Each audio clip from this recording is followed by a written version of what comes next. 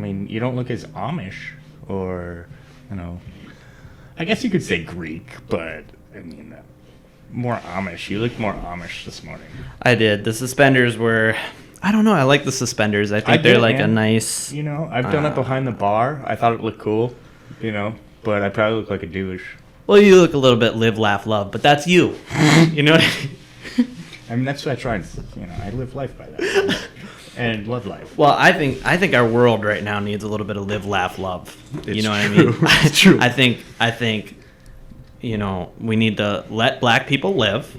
Yeah. Mm-hmm. And then let everyone laugh, right? Yep. Especially people not people on ventilators, but and then and then cops need to love people. It needs to happen. But we're not going to get too. I don't want to get too political on this show. No, I feel like that's just a bad move. Yeah, no, but I mean, I think that's a good way to go, right? Live, laugh, love. For everybody at home that isn't aware, Seth has live, laugh, love tattooed on his body. And I do. It's fantastic. So I showed up in suspenders. This is still loud, dude. This is still loud. But that's all right. We'll figure it out. It's not too bad. I showed up in suspenders, and Seth showed up with his tattoo that's on his body for life, live, laugh, love. So let's just... Hey, man, at the time, I felt it was necessary. All right?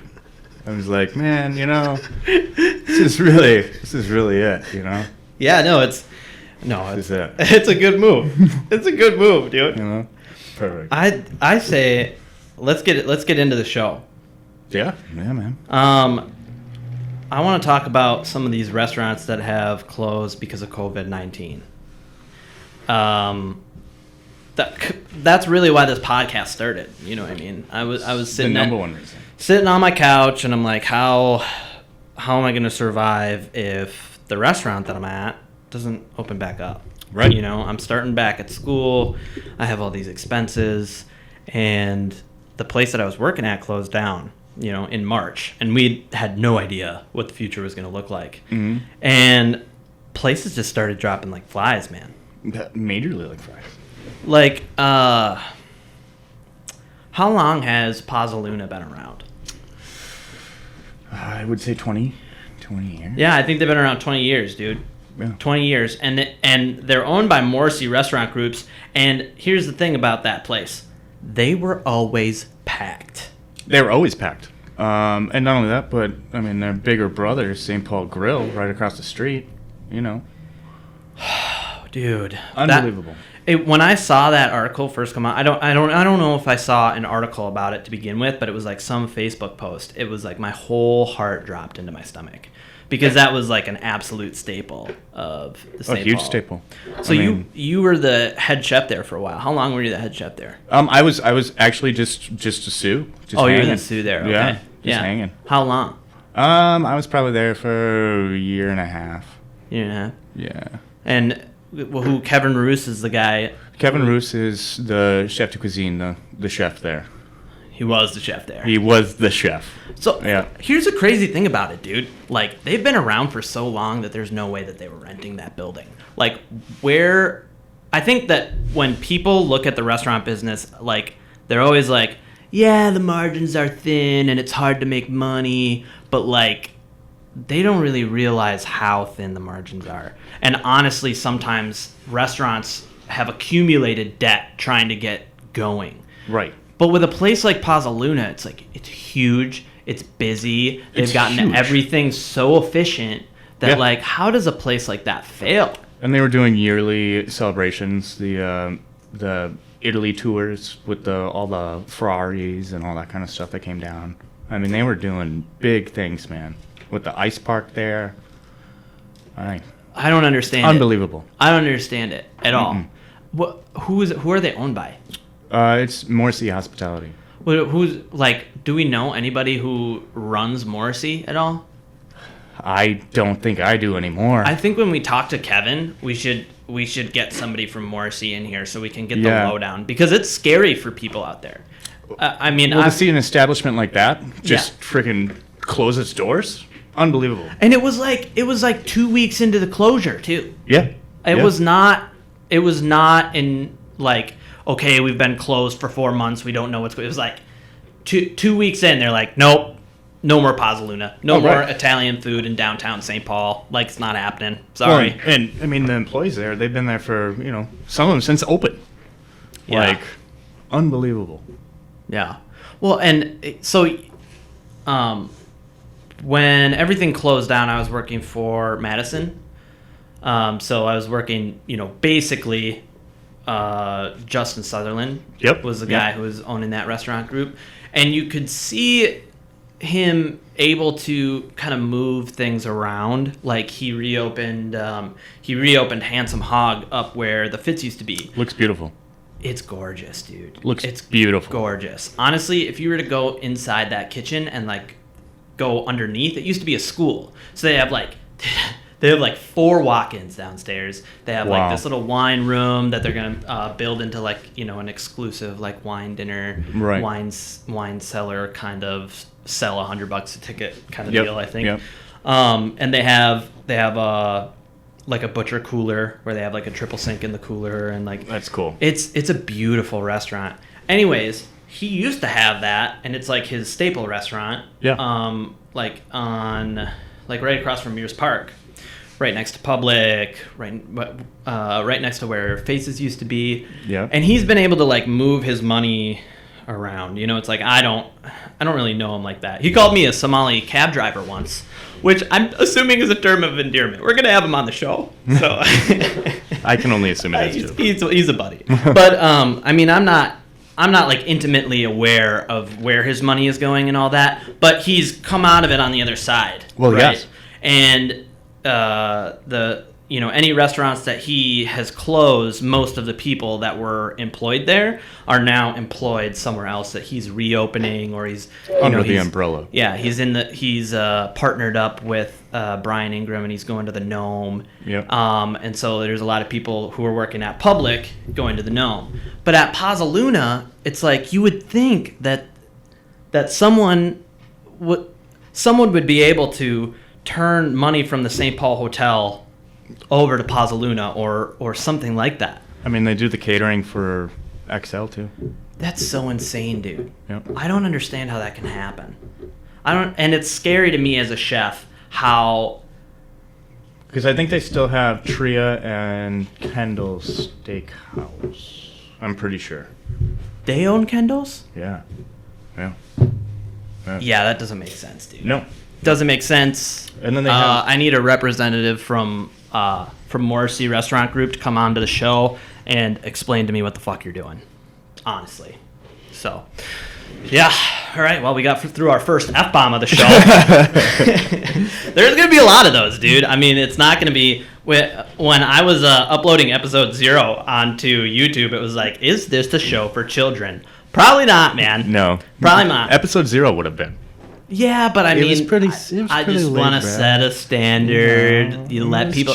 I don't want people going, oh, hey, yeah, episode 0 is super kid-friendly. Now Christos talking about, smoking meth on the line or some crazy shit, But yeah, somebody from Morrissey come in and explain to me what the hell is going on. And we might be able to hear it from Kevin, too. But, I mean, Kevin's laid off. I mean, Kevin... So. Yeah, he's just collecting unemployment. Yeah. But he's starting somewhere new, right? Not that I know of. No? No. Shit. Yeah. Shit, dude. Yeah. So, I mean, just the talent. Just hanging out. It's a bummer. It's not just a bummer. It's freaking scary, dude. Yep. Because, whatever you want to think about COVID, whatever your opinions are on COVID, it's not over. Oh, it's not over at all. Like, I think I looked on the CDC website, and in the U.S., I didn't look in Minnesota, but in the U.S., there was like 55,000 new cases in a day. I mean, it's not over. It's not over at all. We're in the thick of it, and we're reopening everything, and it's very possible that we'll have to shut everything down again. Well, there's already places closing down. Lexington already had a scare. Oh yeah, so that's right. They closed their doors. Well, who was it? Who was it that we saw yesterday? It was the Lexington, and it was one other person. Shit. Can't remember. But they reopened like the 8th, I think, or something like that. And they're already down because one of their staff had COVID, and you have to shut down. You can't. Well, and then I don't even know how that goes, like the testing and all that. Do you have to test all your employees? You know what I mean? Like, because you can't obviously reopen and then have someone that like goes back to work and then boom. Yeah. Like, well, for everybody like wondering about the amount of time that you have to do to reopen a restaurant, I mean, unbelievable. When you have things like, especially in a building like the Lexington, where it's like it's old pipe works, your hoods are going to be off, there's going to be no air circulating, you have to re-clean everything, you have to sanitize everything, you have these huge, they have a wood fire grill that you got to pull out, they have 3 French tops that they have to pull out. It's like you need to be sure that you're going to be open. Yeah. So it's like, man, I'm curious to talk to Jack a little bit. I know he's not super involved with the Lexington right now because of everything that's going on with his health, but I'm interested to talk to him to see kind of what he thinks is going on. Right. Because I know he has some probably great insight about it. I'm excited to talk to him. Mm-hmm. Yeah, that'll be next week. Yeah. That'll be next week. We're going to interview him in just a couple days, I think. Yep, I think so. Yeah, I have a lot of questions for him. He's going to be a great guest, dude. I'm excited about that. But yeah, the Lexington closed, and then Keegan's, Keegan's was the other place. Yep. And it's just the first of many, man. Well, and to bring back, earlier this whole break, we had Bachelor Farmer and Marvel. They closed for good. They're done. They closed for good. Like, they're done. And they were an absolute staple. They were. Well, maybe staple's the wrong word. I think that they were the start to the North Loop. They really they brought North Loop to what it is. I feel they were the start to it. Personally. Yeah. Well, they were doing amazing things. You had a lot of facts about them. So you're telling me about their executive chef, one James Beard. Their first executive chef won a James Beard there, which, first off is huge. It's a huge deal. Yeah, and then their opening bar manager. Quick! I just want to get on everybody's ass who goes, "Oh yeah, well if you have money, you can basically buy a James Pierre-White." It's not how it works. No, that's not how it works. You have to have skill. You have to be able to sell your food. You have to have skill, right? And if we're gonna base it on an award, nobody has a Michelin star in Minnesota. No. So James Beard is what we go by, and that's impressive. Sorry, I had to interrupt you a little bit, but continue. And that was Paul Bergel. So other than that, the founding bartender, the lead bartender, went on to be like the #1 world bartender. Was he from Marvel Bar? Yeah. Marvel Bar. Yeah. That was Pimp Hansen. Pimp Hansen. Yeah, Pip Hansen. I'm not sure where Pip is, so if anybody knows where Pip is, please let us know. Where in the world is Pip? Dude, that's a T-shirt. That's a T-shirt. Merch. Because last time I heard he was still in England. So. What? Just chilling? Just eating fish and chips and in Manchester? Something like that. God, with a name like Pip, he'd blend right in, wouldn't he? Yeah, he was running Artisan, which is a very, very nice bar. Well, if he's doing that, stay there because shit is going down here. It's true. It's true. That places are burning. But in some places, quite literally, It's true. Quite literally. But yeah, I think that with the Bachelor Farmer and Marvel Bar closing down, it shines a light on how that industry is operating, at least in our city right now. I think it's all over the world, but I think in the Twin Cities metro area, things are tight. Oh, yeah. Dude, things are tight, and they have been tight for a really long time. Yep, and they closed down for the sole fact they don't know what's going to happen, what's in the future. If it's going to go back to normal, what is normal? So they decided to shut their doors. It's totally understandable. Because you don't know what's going to happen. Yeah. Yeah. Man, as far as what I've been seeing, these restaurants closing, it's fine dining is hurting. Yeah, that's scary, man. Super scary. I mean, I'm scared for the Lexington right now because they really only opened, what was it, 4 years ago? Yeah, I think they just celebrated 4 years. And they were bringing back like high-end supper club food, where it was And like beautiful supper club food. I mean, I'm Amazing. talking. So I worked there for a total of, I think, 18 months in total, because I was working there, and then I went out and worked somewhere in like in the Edina area at an Italian place, and then came back to the Lexington, and it was just consistently amazing food. Mm-hmm. Jack was, hammering down and making sure that the food was super great, and Yeah. he had started to build up like serious following. Oh, yeah. And, I mean, because you'd go there That and, fucking burger, dude. dude.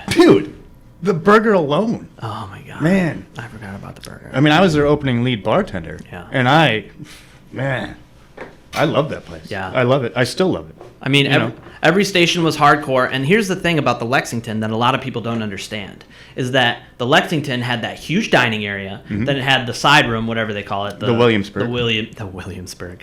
Get over yourself. So it had it's nice. It's nice. It had a piano. fucking dope. It was gorgeous. It was a nice place. You would have Toma like kind of crouched in the corner, like, hey, and you'd be like, Jesus Christ, dude.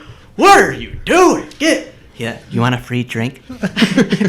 Here, let me give you a little tour around the place. No, Toma's a friend of the show, okay? But we're pretty sure... We love Toma. Yeah, but we're pretty sure he's Nosferatu incarnate. So, no, but, I mean, it's like the Lexington was big, so it's a huge place, and it's got the Williamsburg room, it's got an upstairs where it's got... Banquet. multiple banquet rooms, and then Jack was constantly doing off-site catering. Mm-hmm. So it's like you'd walk in there and you'd go to the basement, which is like one of the Huge. biggest operations that I've seen in the Twin Cities. Huge. I'm Beautiful. trying to think. I mean, the Handsome Hogs, like their actual like downstairs is more for storage, right? They have a couple walk-ins, but the Lexington just had like one huge. Dude, I had 2 walk-ins for myself.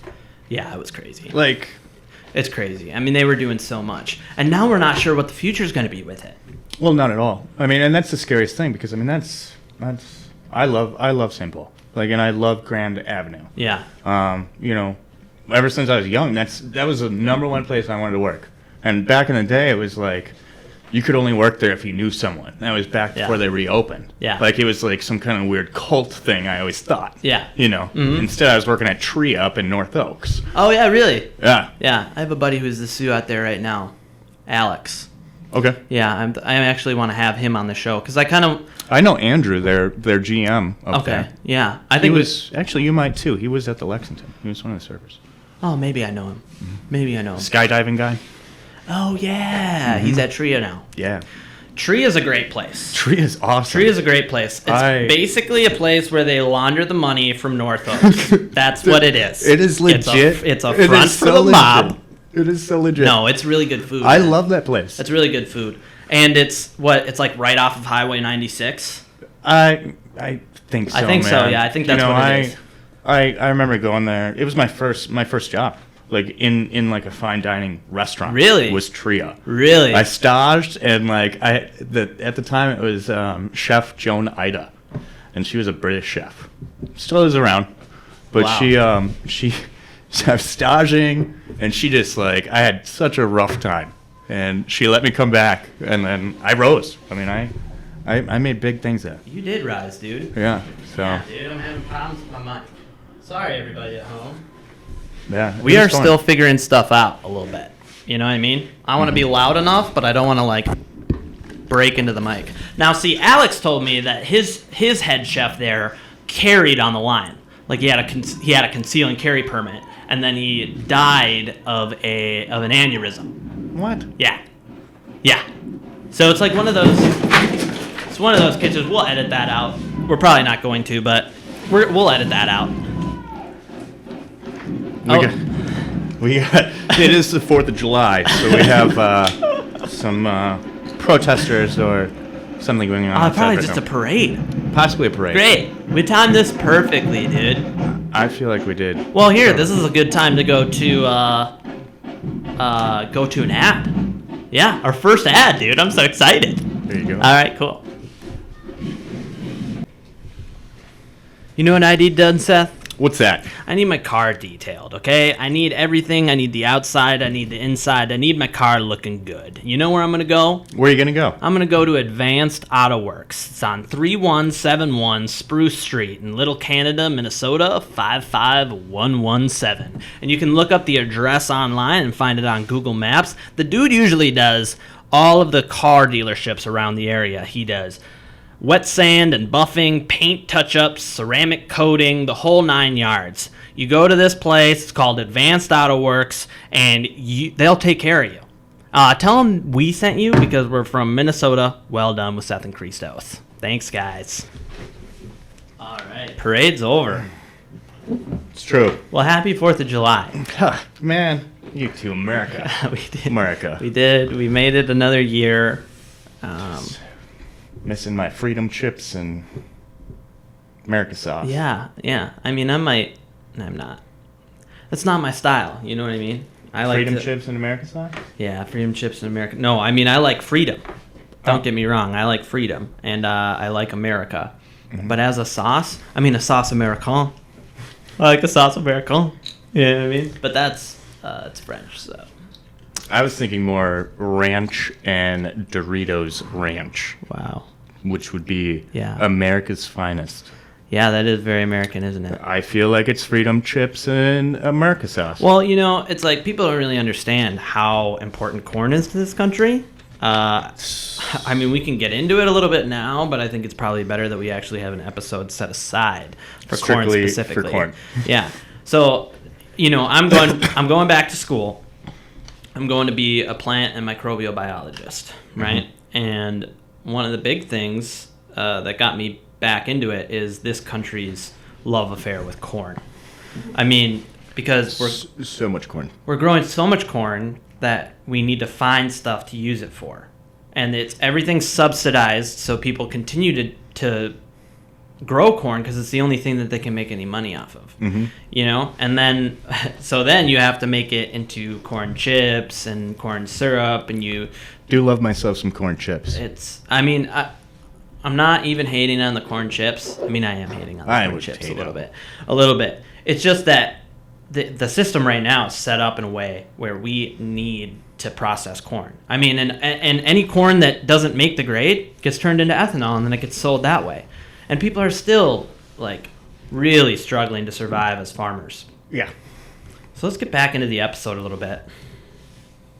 I want to talk about your gnocchi recipe because I can't seem to figure it out. What are you doing with it? So I used your recipe. I don't know I think we'll put the recipe on the Patreon. I think that now's a good time to bring up the Patreon. We're at patreon.com/Minnesota Well Done, and you can sign up for a $5 membership, and that's just to support us. And then a $10 membership will get you special episodes, and then a $20 membership will get you free merch, and we have some extra special episodes. So we're going to be doing some extra content for the show, and we're going to be doing some POV cooking, and I'm going to try to get into some of the people that we interview. I'm going to try to get into their kitchens and, like, you know, tape them a little bit doing what they do best. So yeah, that's patreon.com patreon.com/Minnesota Well Done, and yeah, we need your support, please. Yeah, so we'll put the recipe on the Patreon, but I followed your recipe specifically. Now, for everybody at home, usually when you make gnocchi, you start with potatoes, right? Mm-hmm. And this recipe, so basically gnocchi is a little potato dumpling. You take your potatoes, you boil them, you put them through a chinois or put them through a sieve. Ricer. You want to get them as small and very little grain, and then you mix it with flour and you make a little dumpling, and then you boil it, right? Mm-hmm. But your recipe is a little bit more like deep cut Italian, right? Like This is something that goat cheese ricotta. Yeah. So, and it softens up the gnocchi. I mean, it just becomes like a little pillow. Oh, they're just straight pillows.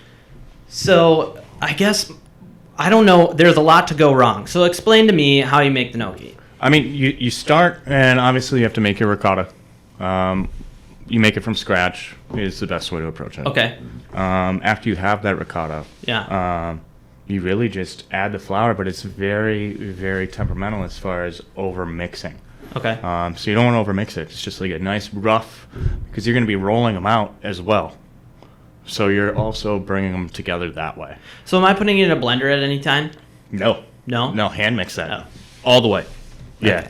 Okay. You got to keep it old school. You Yeah. know? I mean, that makes everything sense. everything is all old school. You want to use your hands. Okay. Because you feel it. Yeah. You over mix it. It probably became really gooey then. Well, it just became gooey. I think is a good word. Gummy a little bit Gummy. too. It just was there was Yeah. more to it. Yep. You know what I mean? It wasn't bad by any means. And I mean, you still drop them in water and cook them that way. Yeah. But I think part of the reason that I messed it up too is I seared them. So like I don't know if you've ever. after or before? What do you mean? After, obviously. After you what? boiled them and then seared them? No. You only seared them. I only seared them. I only seared them. That's how you cook the dough? That's how I cooked the dough. Oh, yeah, no. Well, I mean, I did the boiling, and the boiling just like absolutely ruined them. So I had to do the sear. So I did it kind of like Tim Nyber.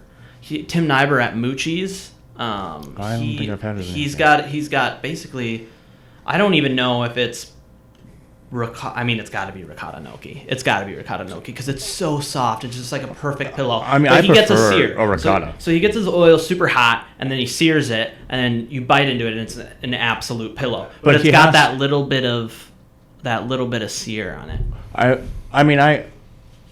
Yeah. I suppose you could do that after. I mean, Yeah.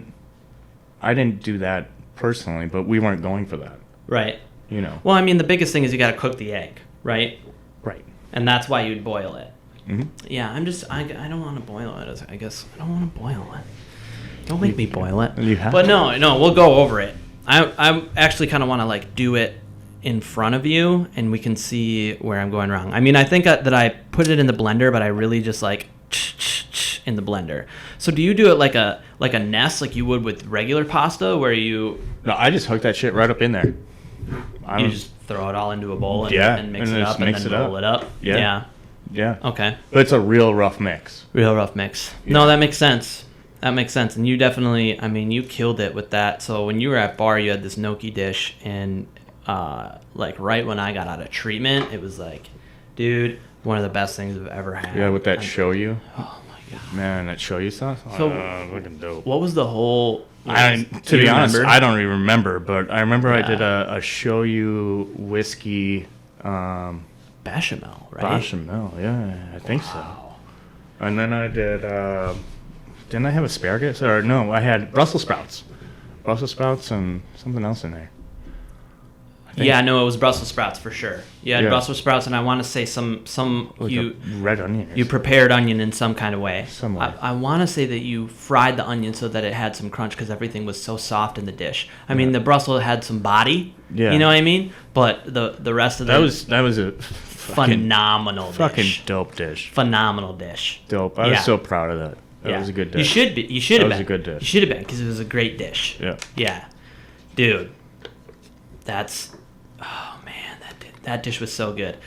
So to the people at home, yeah. So I talked a little bit about me getting out of treatment. So I just want to get this out of the way too. I mean, this is episode 1, so we're gonna be like jumping around a little bit here. We are gonna talk about drug use on this show. At least I'm going to be. And I'm not, some of it might seem a little bit comedic at times, but if you want to know what's going on in the restaurant industry, there's going to be some drug use. Well, that's how it is. Yeah, I mean, And majority, there's a lot of drug use. yeah, is that change the battery pack in the main camera? Okay, so we're gonna stop it again.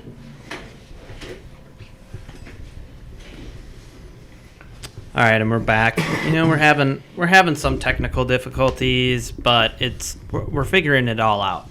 I feel it's not that bad. No, I mean it's little things here and there. You know, one thing, my both my grandmother and my mother told me that I need to stop leaning back in the chair, and I feel like the entire time I've been leaning back in the chair. Maybe. Are you scooting forward and leaning back? I think so. I think I'm just trying to get a little bit comfortable. You know, I'm trying to get into the show. I'm wheeling around. You know, I'm talking about. Feel like Toma's on the back of my, on my back shoulder. Hello, would you like a free drink? And I get, then I'm over here. Does your friend need a drink? Steve got someone to see the place. Please come with me. No, it's Toma. We're kidding. Okay, this is podcast. There's gonna be a comedy element to the podcast. Don't sue us. Okay. We don't need that. We don't have the kind of we have no money to make that we actually happen. Have no money. Speaking of no money, patreon.com/Minnesota Well Done. For real. Sign up. As you saw, we have one sponsor right now. Mm-hmm. We're looking for more sponsors. Hopefully, as we get more people, that's more views, more listens, our sponsors will, start coming out of the woodwork. But we want to do stuff. We want to, like we said in episode 0, I don't know if you guys watched it or not. We want to do more local stuff. We want to do, I want imperfect produce. I want craft-made aprons. I want stuff that I can, really get behind. I don't want to be doing, Manscaped. You know what I mean? Manscaped. Yeah, we're already giving them ad space, so let's just stop with it, you came out with another lawnmower 4.0. That's what I hear on all the podcasts is do you like to shave your balls? Oh my God, man. Get something else. Nice clean balls, they're good though. Yeah. I'm not against clean balls. Hey, no, okay. This brings something up for everybody at home. I was talking about being sweaty the other day, and you told me you weaned yourself off of deodorant. Yeah. What does that mean? Man. Are we talking? There was hardcore withdrawals, obviously. Okay. It's withdrawing super hardcore. All right, I need to be very straight with you. Are we talking about drugs right now? No, we're talking about deodorant. Okay, all right. I need to make sure because in the past, you and I have been talking about. It's true. We've been using code names for things that meant completely different things. Yeah, they were very different. Yeah. Maybe that's a Patreon episode. How Seth and I met. It's a harrowing tale about getting through one singular shift at IE without you knowing that I was tweaking. Yeah. Yeah. But yeah, so you just stopped using deodorant, is what yeah, you're man. saying. Yeah, I stopped using it. So when you say you weaned yourself off, do you mean you weaned yourself off of the smell of your own bacteria growing in your armpits, or you actually stopped sweating? I don't know if I'd necessarily use wean as the word. I would say... It is the word you used. It is the word... I needed it to be on the record that it is the word that you used. Because I was like... All right, fine. I was like, man... We'll use that as the word. I'm really sweaty, and you're like, yeah, back in high school, I weaned myself off that long ago. Like, you were bragging about it, dude. I do brag. Okay, so dope. Okay, so do you shave your armpits? No. You gotta. I shave my balls.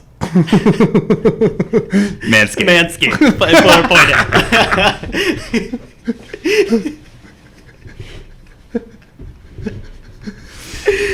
No, for real though. No, I don't shave my pits. You don't shave your pits. You don't shave your pits, so you got serious fumes going on.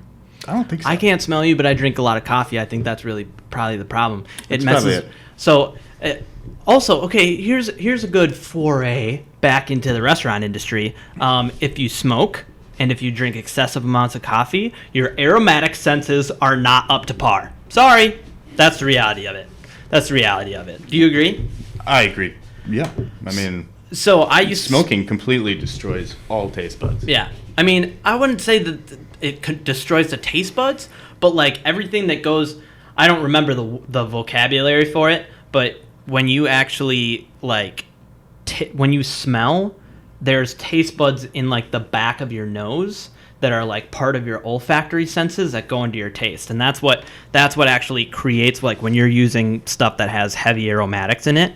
That's actually what you're getting that I should look it up, but I mean I'm just kind of spitballing it here. But so when when I quit smoking, it was a completely different world. I mean, it took maybe like 2 months, and I was like, it's not going to be that big of a difference. Right. I've been doing it. People love my cooking. I build good, I build a good dish. Everything's really well balanced. And it was really well balanced, but it was completely different from when I stopped smoking. And so that's just like that's kind of like my 2020 TED Talk on everybody who's in the industry right now, going out, smoking a cigarette, and then coming back and tasting your food. Let's talk about the majority of the people that are in the service industry that do smoke. I mean, that's...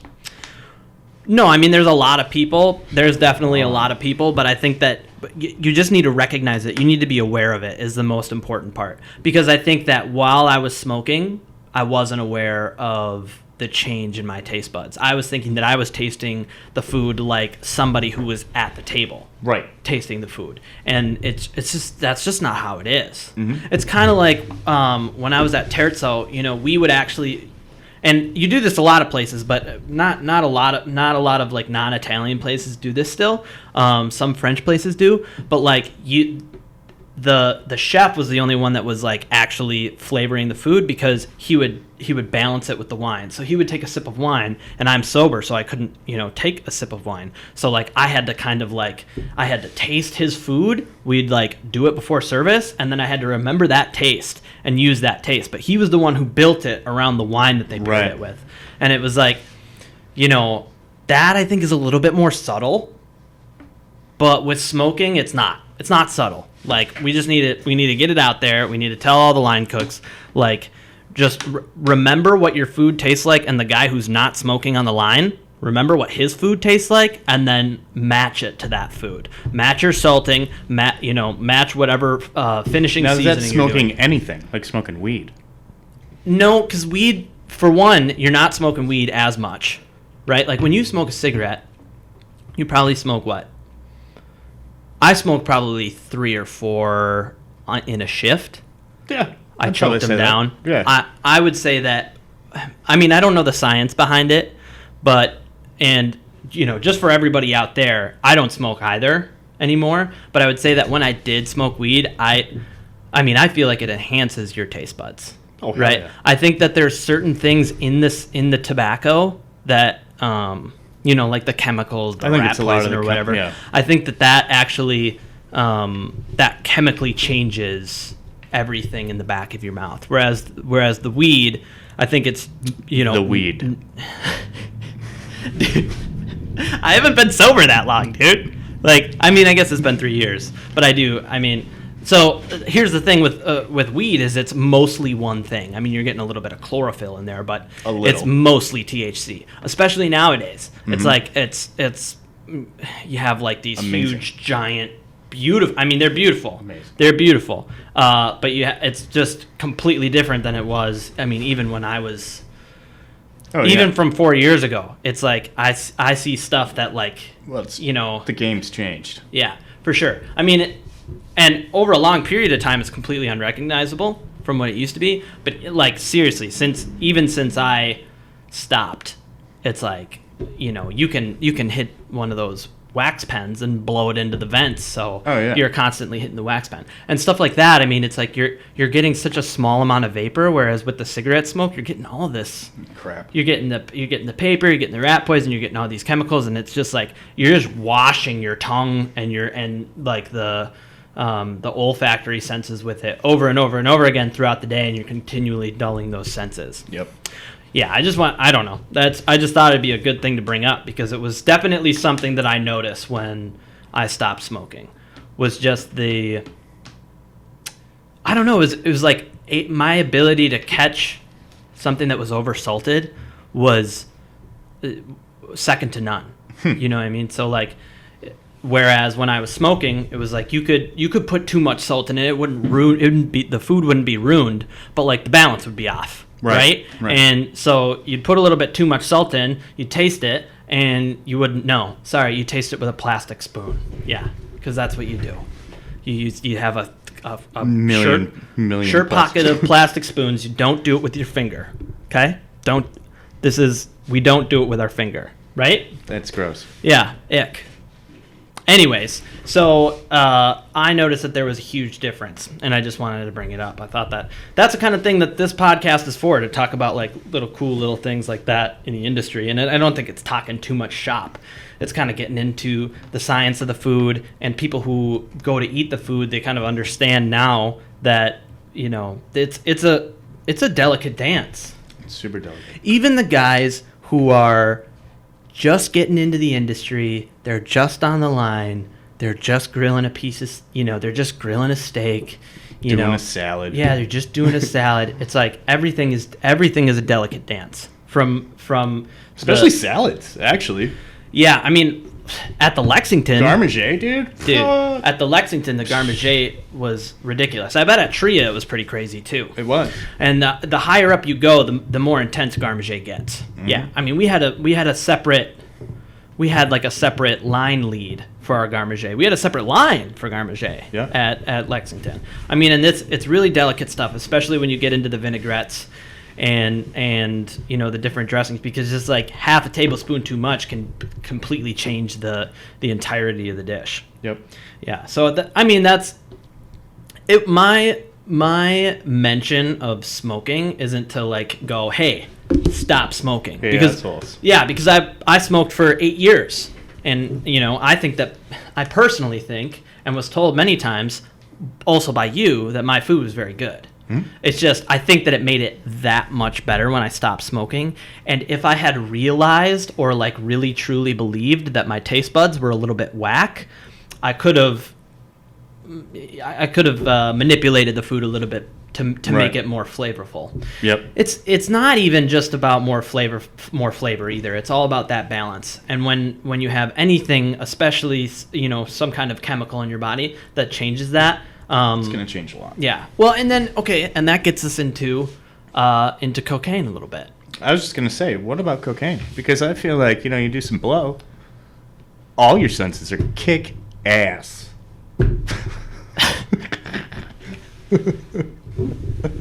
I mean, yes, and also, like, I think that, yeah, let's just not worry about it. We'll do shots from here and here, because we need to get this episode rolling. Everybody's waiting for the episode at home. I mean, I've gotten lots of messages from people at home saying that they're excited.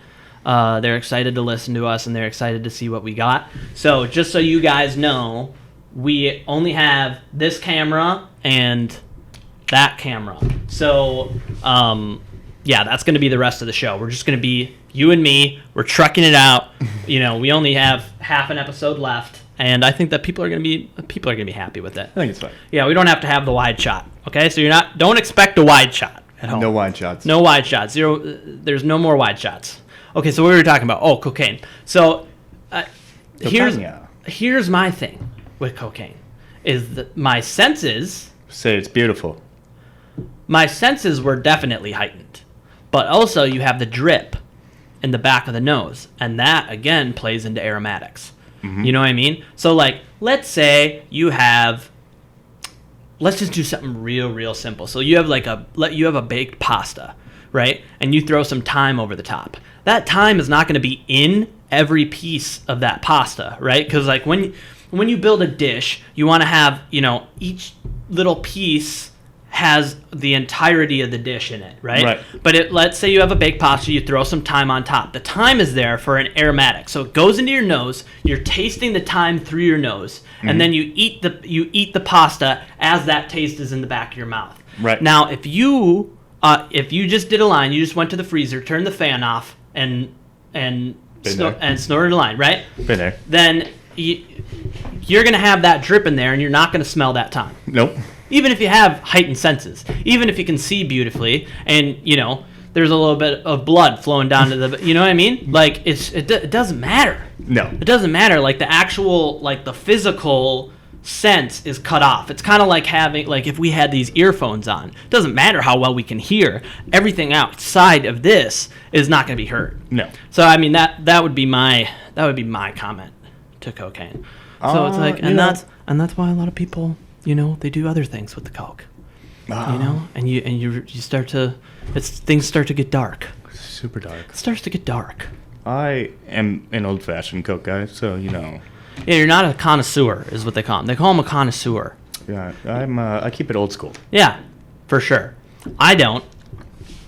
Again, okay. So I think I talked a little bit in a previous in a previous recording. We've had to stop the recording a couple times just because of environmental stuff. But you don't have to use drugs to be in the industry. I've been in the industry for I've been in the industry for like 10 years total, and I think a total of 5 years. So about half of my time, I haven't been using anything. And I haven't been using anything. And it's been difficult at times, but I think that I've gained some good relationships with some of the people that I'm with, and people respect me, and I'm able to continue on making good food in the industry, and it doesn't really affect me not using. That's not to judge people that are, but if you are having problems with addiction, usually you end up not so good. Like if you're an addict like me, let's just get into it, right? You were my boss while I was an addict, right?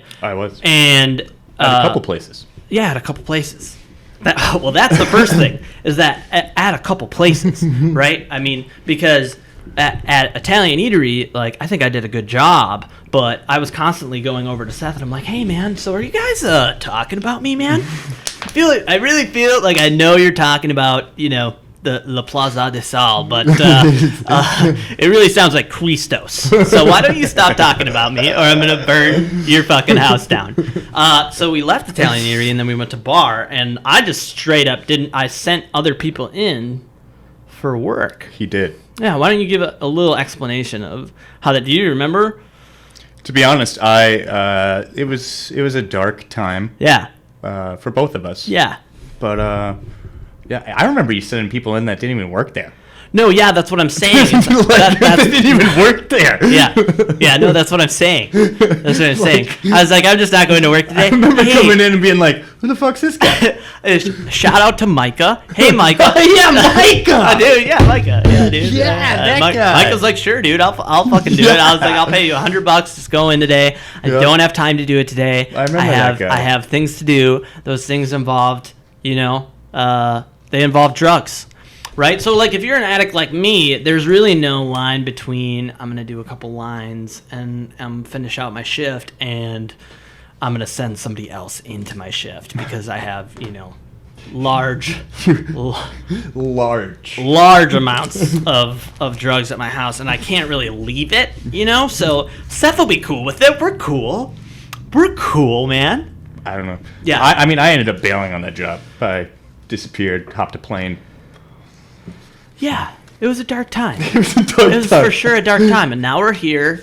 We're here. We're doing the podcast. But yeah, the point is that if you are having problems with addiction and you are in the restaurant industry, you don't necessarily need to leave the industry. You should seek an AA meeting. You can even not call me. I'm not going to put my number on here. But you can email us, right? Yeah, totally. Yeah, email us at minnesotawelldone.com, right? Yep. That's the email? Yep. Yeah, so email us. I'll give you all the info that you need. And there's great projects like Project Black and Blue that Kate Boerboon of Craft Made Aprons is doing. And there's a lot of support. It's actually a really great one. Yeah, there's a lot of support out there for you. And, you're not alone. I'm definitely...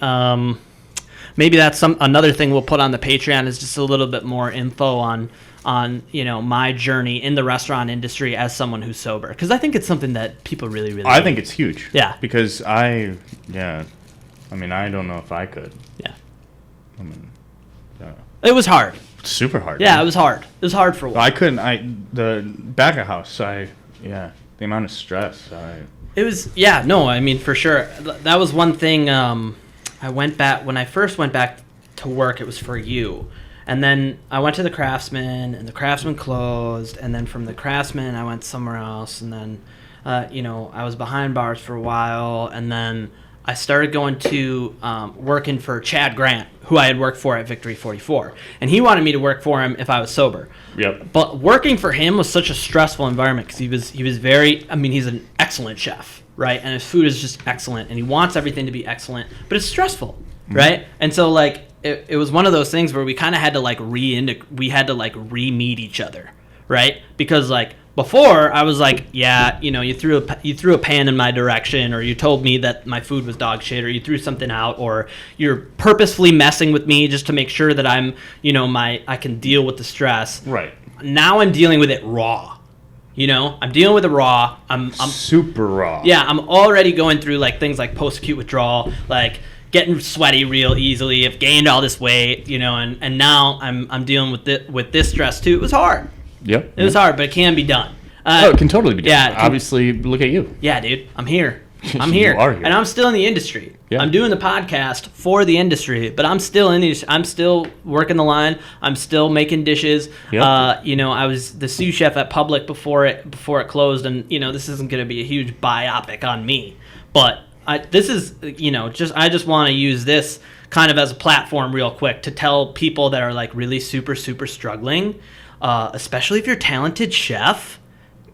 Email us. Yeah, because I can give you so much information, and there's so many people that I've worked with that have had like huge drinking problems that when they come around, they're some of the most talented cooks that I've ever worked with. Yep. Yeah, for sure. Totally agree with that.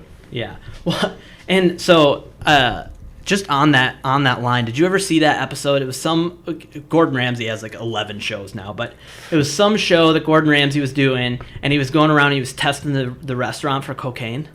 Oh no! Have you seen that one? No, I bet it's so funny. Insane though. It's so funny because, you know, it's everywhere, dude. It's everywhere, man. Everywhere. It has completely saturated the community, and I mean, it's saturated a lot of industries, right? You watch documentaries on like the 80s and like in Miami and stuff like that. I mean, I worked in Florida. I worked in Florida for that's right, dude. Almost 10 years. In the Keys, right? Fort Lauderdale and. Oh my god. Yeah, St. Pete area. Yeah, I mean, that's got to be wild. Oh, dude, it's insane. Wild. And I mean, Fort Lauderdale, I was actually in the back of house, so I was cooking. Yeah. So, you know, the other side I was bartending. So you were having fun. You were having a good time. It's my early 20s. You know? Oh yeah. Were you doing like a taxi thing down there too? Yeah, I picked up some taxi. I had a problem. Yeah. So I needed to make as much money as possible. Yeah, that makes sense. Yeah, that makes sense. No, right. Yeah. Woo, Florida. Yeah. I have a shout out to Kyle. You're selling your house in Oregon and you're buying a house in Florida. Good job, bud. Yeah, no, you're making great life decisions. No, I'm kidding, dude. I know you're gonna love it. I know you have family down there. And Florida's great. Florida is great, and I just want to say, everybody, that Seth is rolling a tobacco cigarette right now. I don't know what the rules are on YouTube about what we can put on and what we can't. So I just want to make sure that everybody knows that it's tobacco. Well, it is, though. I mean, you keep doing that face, but that's what it is, right? That's what it is. Yes. Okay, all right. Here we go. Yeah. We're going to make it through the first episode without getting canceled, I promise. Maybe. Or sued. Maybe by Toma, but that's okay. I love Toma. No, I mean, I do too. I can't. Just the cutest little guy. Just usually his hand is on my shoulder, and it's like super cute guy. Yeah, he just comes out of nowhere. Yeah, let's see. Okay, no, I want to talk about this Gordon Ramsay episode because it talks about a couple other things that we're going to get into. So Gordon Ramsay goes around his restaurant, and he has this he has some kind of like cloth that turns blue when it touches, you know, whatever a surface that has had cocaine on it, right? And you know, he finds some like in the bathrooms that are used by the customers, and he's like, oh, well, that's not good. You know, all customers are using cocaine, right? And I'm like, you're so full of bullshit, right? And then he gets to the work restroom, and he's just like scrubbing the walls. It's just like bright blue on the cloth. He's like, this is unacceptable. I'm like, you think that Gordon Ramsay has never done that, right? You know what I mean? Yeah. And so I read Gordon's book, the first one that he came out with, and I don't remember the name for it. I had it written down somewhere, but I actually listened to his book because he narrated it, and he talks about how he has. It was probably pretty good if he narrated it. It was fantastic, dude. Mm-hmm. It was fantastic. It talked about how he got into, both got into the industry, but also like doing his first show, and why it was like why he was so angry throughout the whole thing. Because, you know, chefs get angry like Ramsay does all the time. They get like that all the time. That's not, out of the ordinary. But he was like that on that show because he went into the show thinking that he was going to get people who wanted to be chefs. And, he was going to get people who knew what they were doing. And he was actually running an actual restaurant. Right. And then they just gave him reality TV stars, basically, or people who wanted to, like, get rich off reality TV. Yep. So, like, they're giving him pushback. And he's just like, yeah, fuck yeah, you fucking, yeah, I'm going up there. Yeah, I'll come back there. I think it's great. It's super entertaining. It is super entertaining. My cousin actually worked for Hell's Kitchen behind the camera. Yeah. She did. In the she was a beginning? producer. She was a producer for season 7, 8, 9 or something. 7, 8, and 9. He was talking about season 1. Oh, okay. And he said he was completely blindsided by the whole thing. Dude. Like because he just expected it to Such be a fuck show. Yeah, he expected it to be like, oh, these guys are going to come in and they're going to say yes, chef, and they're going to say her. Right. And it's like, it's Derry from the Keys, who's like, duh, I don't want to do that. You can't make me do that. I mean, it's just like fucking Keys. Yeah, absolutely. And this is a guy who was taught by Marco Pierre-White. Yeah.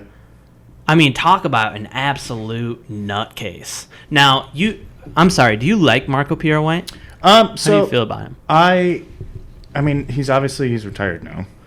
Right.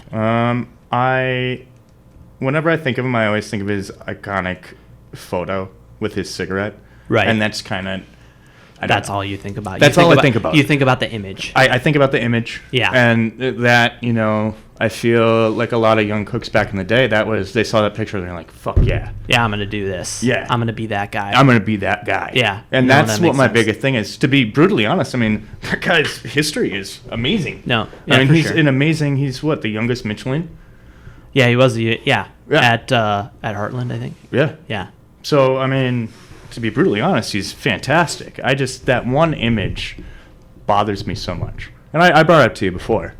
Like What image? What image? The one image you're just talking about, or or another one? No, that image. It bothers you. Yeah, I just don't like it. Yeah. I don't like it because I feel it gives it I don't know if it's necessarily, it's just kind of like it looks dark. It does look dark. It's one of those things, like, I feel like, I don't know. It was portrayed back then like cooking wasn't. It was just kind of shit. So you want to know how I feel about it? Here's how I feel about it. It was like a bad boy image. It was. It was like a rock star image. Yeah. And while that, I think, kind of careened some people towards the industry, it also really it doesn't signify what you're actually going to go through in the industry. The industry is hard work. It's hard work. I mean, fucking way hard. This is one thing that I'm excited to talk to Jack about, because Jack is like, he's ancient, right? Well, he's not ancient, but he's older, right? Well, and he's been in the business forever. And he's still in the business doing like 90-hour weeks. Dude. Incredible. It's not a rock star. It's not a rock star game. Now, rock stars have to work hard, don't get me wrong.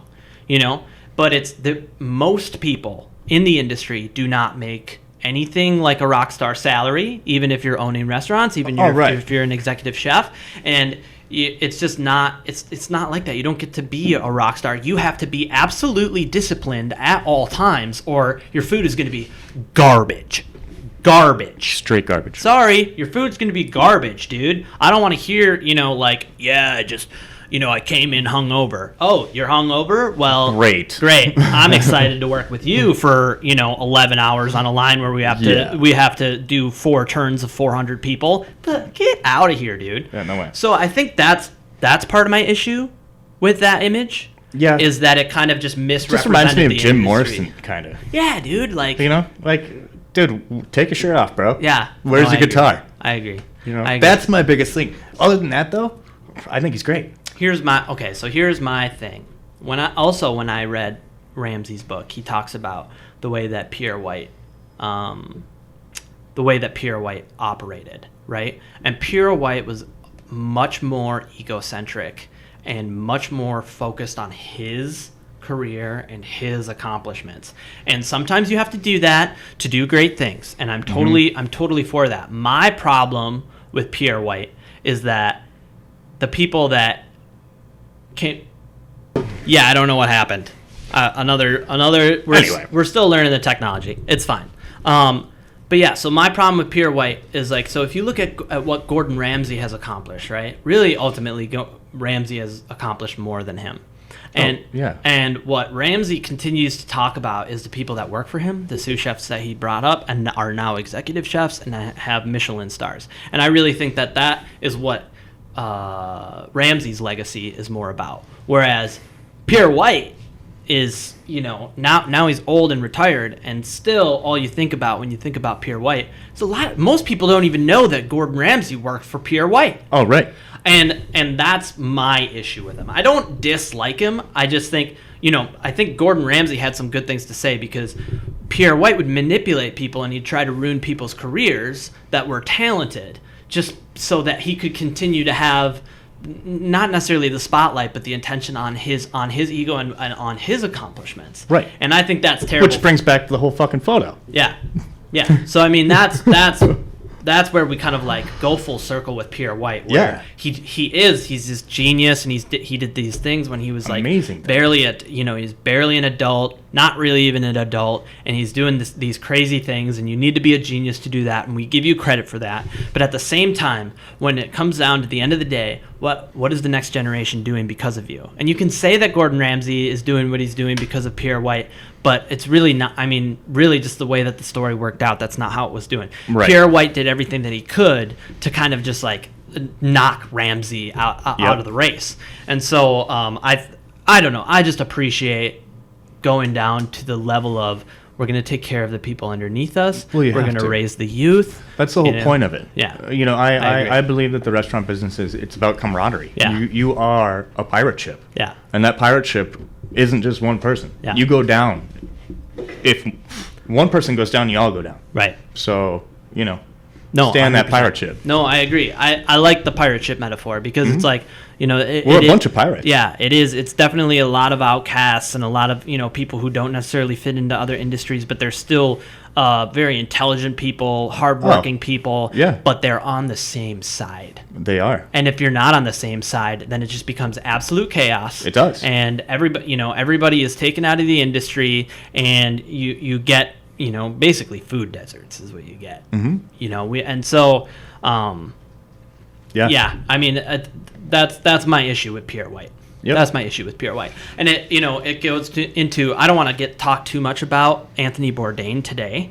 Yeah. We can talk about him on another time, but in reference to Pierre-White, it's like when Anthony Bourdain died, I think that the problems of Pierre-White's image really started to resonate with me, because it's like Bourdain was all about like getting away from being the bad boy, and he couldn't do it. He couldn't at all. He couldn't at all. And I think the industry failed him. Is really what it did. I do too. And I mean, Anthony Bourdain, we'll have a special episode for Bourdain. Yeah. We definitely will. I don't even want to talk about it. Yeah. Because he's Yeah, but I mean, but he's in the same conversation as these people, I think. Oh, yes. So that's just like, you look at Pierre-White's picture where he's looking all badass, and you read White Heat, and you're like, oh my gosh, this guy's so flashy and he's so awesome. Right. And like, while that is enticing, and I think that it does good things for the industry, you also have to have somebody who's caring and somebody who is a good leader. Yeah. And by a good leader, I don't mean that you're a successful leader. I mean that you actually care for the people that are working under you. It doesn't, no. I totally agree with that. Yeah. And I'm not a And that's how you're supposed to lead your kitchen anyway. For sure. I mean, that's how I led mine. Yeah. And I'm still here, dude. Yeah. I love you. Yeah. I love you. So. Yeah. All right, dude. I mean, I think that we made a pretty darn good episode. Let's see where we're at. I think so, too. Yeah, dude. I think that we're at the hour mark. Nice. I think that's what we're going to do for today. I want to thank everybody at home for listening. Tune in next week, Monday. Yeah, Monday. We're going to have an episode. Our first guest, Jack Rebel, is going to be on. He will. We're going to have him. So if you don't know, if you're not aware, Jack Rebel has a lot of health issues. Well, he has one health issue right now. And it's been in the news, and he talks about it pretty openly and publicly. So we'll just say it. he's got some pretty intense cancer and he's going through chemotherapy, and with everything going on with COVID right now, he's on like super quarantine. Yep. So what we're gonna do is we're gonna Zoom meeting with him. So you'll have our faces over the cameras like usual, and then we're gonna have him on a separate screen on Zoom, and we're gonna have a hour-long interview with him. I'm super excited about it. Very exciting. Tune in. So tune in next Monday, and you'll see Jack. And yeah, thanks guys. But thank you guys. This has been awesome, man. It has. I mean, it has. I'm so excited to be doing this. I'm so, there's lots of people who are messaging me, excited about the show, excited about what we're going to talk about. Mm-hmm. They're excited that we're going to bring the industry to people's eyes, Yep. like we did on this show, I think. And then the people who aren't in the industry, they're just excited to have another Some medium. insight. Yeah, because there's not a lot going on. There's not at all. With food. I mean, there's Minneapolis St. Paul Magazine. They do And the they Eater. do little, yeah. I mean, but it's all print. It's all print. and it's not very inside or in depth. It's Yep. we're gonna review this food, and it's the same format over and over again. And we're hoping to bring a little bit of a new format to the front. Yeah. All right, yeah. dude. Thanks, man. Yeah, man. Yeah. Yeah. Woo! Here we go. All right.